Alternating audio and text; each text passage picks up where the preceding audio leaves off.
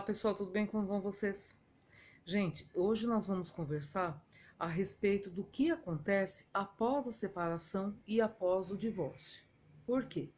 Muita gente fica perdida quando finaliza a separação, finaliza o divórcio, porque elas têm a expectativa de que, terminada a ação de divórcio, terminada a ação de separação, estará tudo resolvido. Então, digamos que elas tinham um único bem imóvel, um único carro, então elas muitas vezes acham que, com a sentença do juiz, finalizada essa parte, com a entrega do mandado de averbação para levar no cartório de registro civil para averbar a certidão de casamento e com a carta de sentença, todos os problemas já resolveram.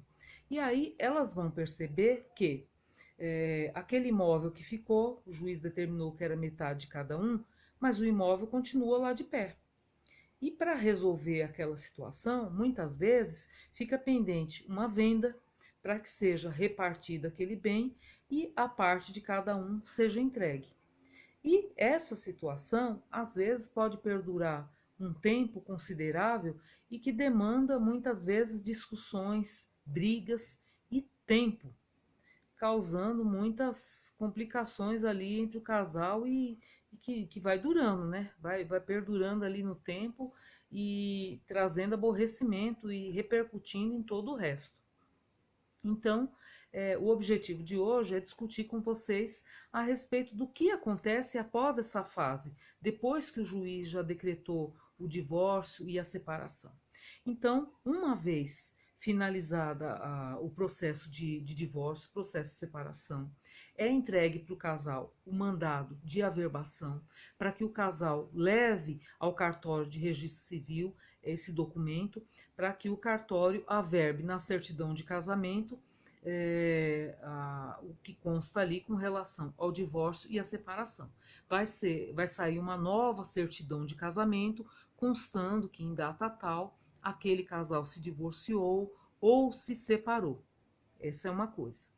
A segunda coisa é com relação ao patrimônio. Se existiam bens imóveis e tudo mais, sairá a carta de sentença, que é aquele documento que eu já mostrei para vocês, tem um vídeo aqui no canal falando sobre a carta de sentença e o formal de partilha, que é a cópia do processo de alguns documentos do processo, e esse documento tem que ser levado no cartório de registro de imóveis para ser registrado. Né? Então, eu tenho uma situação que é a seguinte: está no papel a decisão do juiz que determinou qual é a parte de cada um após o divórcio. Porém, eu preciso fazer aquela divisão, né? Principalmente quando o objetivo do casal é dividir e transformar aquilo em dinheiro, para que cada um fique com a sua parte. E na maioria das vezes as coisas não são tão tranquilas. Por quê? Porque às vezes um quer vender, o outro não quer, um fica na casa, o outro fica de fora, aquele que fica de fora quer receber alguma coisa daquele que ficou lá dentro, e às vezes aquele que ficou lá dentro não tem dinheiro, ou não pode pagar, ou não quer pagar, aquele que está lá fora começa a ficar bravo e começam as discussões, né? Um quer botar à venda, o outro não quer. Então, quando isso acontece, a gente tem uma segunda etapa que muitas vezes não foi acordado com o advogado. Por quê? Porque o trabalho do advogado vai até a sentença do divórcio. O advogado fez o divórcio, acabou o trabalho dele.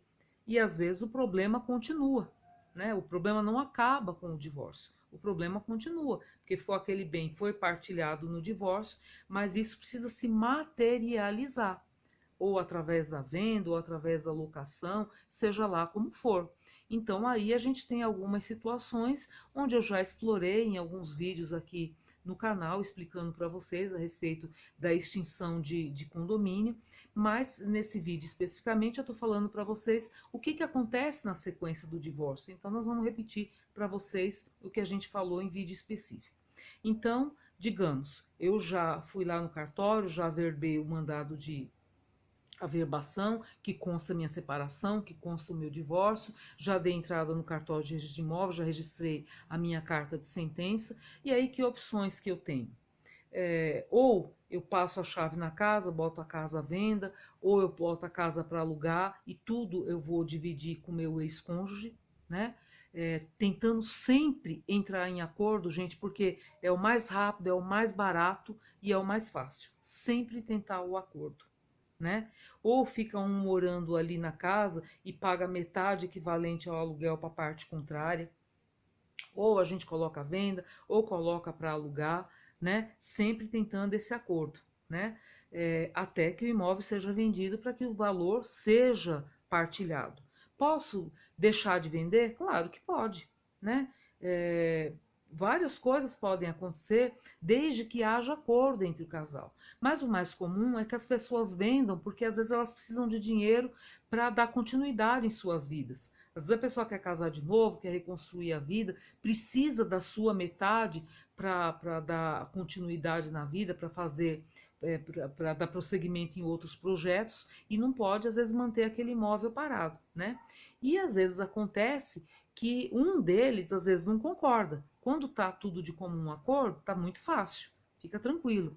Mas às vezes um deles não concorda, não concorda com a venda, não concorda de alugar, né, não concorda com os termos da venda. E quando isso acontece, e isso representa prejuízo, representa problema para a parte contrária às vezes não tem outro jeito a não ser voltar para a justiça a fim de pedir para o juiz para que se extinga, para que haja extinção daquele condomínio e, posteriormente, a venda judicial daquele imóvel, né?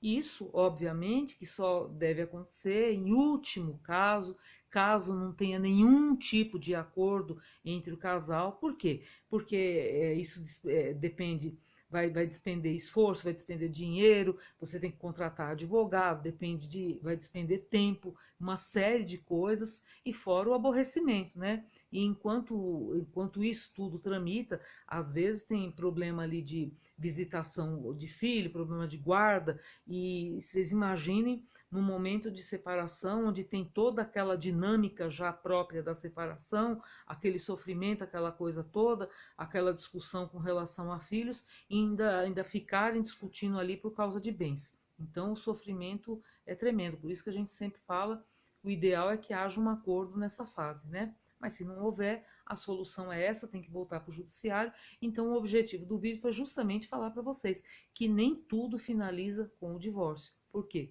Justamente porque aquela partilha que foi decidida no papel, para que ela se materialize, muitas vezes eu tenho que vender para poder entregar o quinhão de cada um, né? E essa fase não é muito difícil, e quando eu não consigo resolver de comum acordo, eu tenho que voltar para o judiciário, tá bom?